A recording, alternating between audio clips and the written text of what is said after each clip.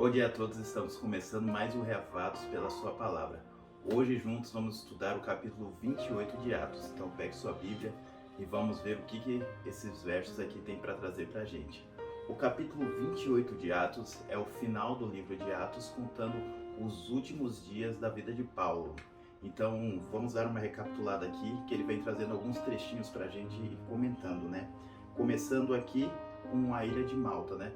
Como a gente viu nos últimos, né? Paulo tinha sido naufragado ali, perto da ilha de Malta, mas Deus tinha revelado para ele que ninguém ia morrer, né? Então ele conforta aquelas pessoas que estavam no barco ali para que ficassem calmos, que nenhum mal ia acontecer com eles, nenhuma pessoa ia morrer, né? E ali eles naufragam, como o próprio Paulo tinha falado, mas eles chegam ali naquela ilha de Malta. E depois disso, acontece um fato aqui que a gente já escutou bastante, né? Que Paulo, depois desse naufrágio, estava ali no meio de uma fogueira, né? Junto com os outros naufragantes ali. E quando ele estava mexendo, veio uma víbora e morde a mão dele, né? E aquelas pessoas olham ali para ele falando, esse cara é mau mesmo, né? Que mesmo fugindo do naufrágio, a justiça não foge dele, né? Para ele pagar os erros dele, né? E ele pega ali e joga fora aquela víbora, né? E eles ficam esperando para ver o que ia acontecer, né? Por causa que o veneno era muito forte, então ele deveria morrer rápido, né? Mas não acontece nada, ele não fica inchado e aqueles homens acham que ele é um deus, né? Por causa que é impossível acontecer alguma coisa daquela, né? Mas ali é um cumprimento do que Jesus falou, né? Em Mateus 28, né? Que um dos sinais das pessoas que levassem a mensagem dele, dos seus discípulos, era o quê? Eram pregar, curar, fazer milagres, e um deles era pegar em animais peçonhentos, tomar venenos e nenhum mal acontecer com eles, né? E isso acontece com Paulo ali, né? Ele é picado por uma víbora e é como se nada tivesse acontecido, né? Depois disso, eles vão ali para casa de Públio, que recebe eles, mesmo sendo prisioneiros ali, muito bem. E ali o que acontece? O pai de Públio estava com problemas de disenteria, uma disenteria muito forte, estava com febre. E ali Paulo vai junto ao lugar onde está o pai dele, coloca a mão sobre ele e pede que Deus curasse aquele homem. E o pai de Públio é curado. E eles ficam muito felizes ali. E eles passam aqueles momentos em Malta ali muito bem, por causa que eles são tratados muito bem através do que Paulo ia fazendo, né? Depois disso, eles continuam a viagem deles, né?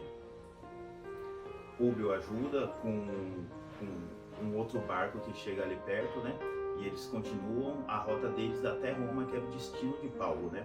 Então a gente vê ali que eles vão passando em algumas cidades, ficam algum tempinho ali, mas depois disso eles desembarcam num lugar onde alguns irmãos pedem para eles ficarem ali, eles alguns dias junto com ele, e Paulo fica junto.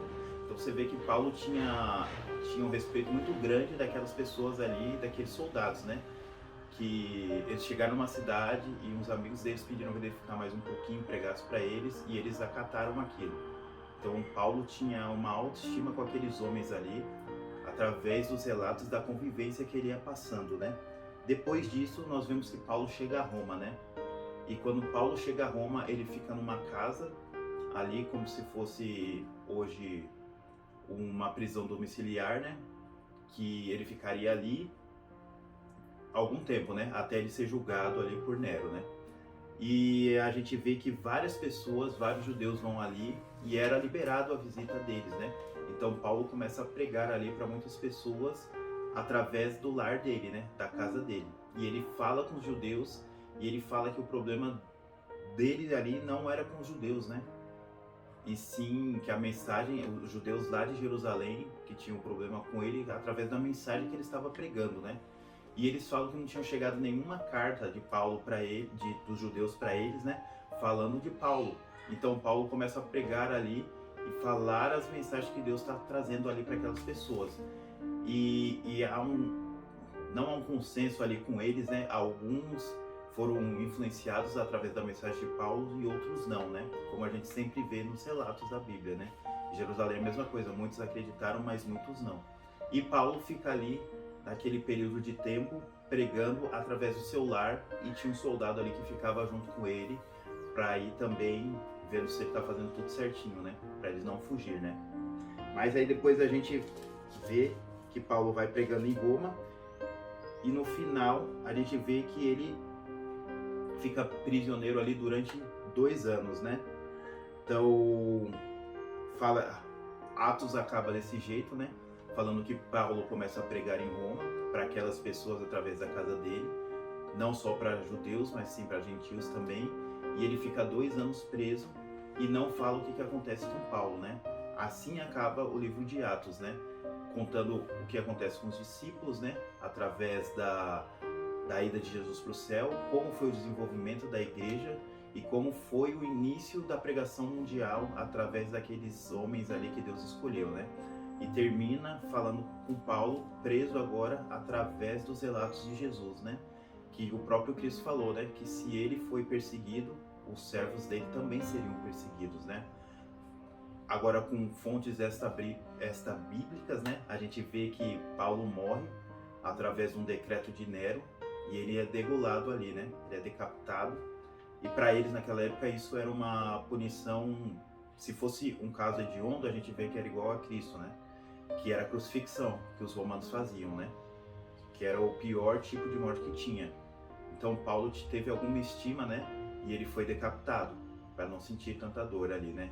Mas mesmo assim, a morte dele ali foi de exemplo para todos aqueles cristãos daquela época, né? Para fortificarem a fé deles, né? E ele morre na casa de 62 anos, né? Então é um capítulo bem histórico aqui para a gente ver, não tem um verso-chave que a gente pode focar, mas eu quero focar em 2 Timóteo, que vem falando de uma carta de Paulo, quando ele veio trazendo para o seu amigo Timóteo, quando ele sabe ali que os dias dele estão terminados. E esse aqui para mim é um dos versos mais fortes de Paulo, né? Que ele vem falando assim, ó, 2 Timóteo 4, 7 e 8. Fala assim: combati o bom combate, completei a carreira, guardei a fé. Já agora a coroa da justiça me está guardada, a qual o Senhor, reto juiz, me dará naquele dia, e não só a mim, mas todos a quantos amam a sua vida. Essa é a mensagem da vida de Paulo que tem para cada um de nós hoje, né? Combater um bom combate, acabar a carreira e guardar a fé.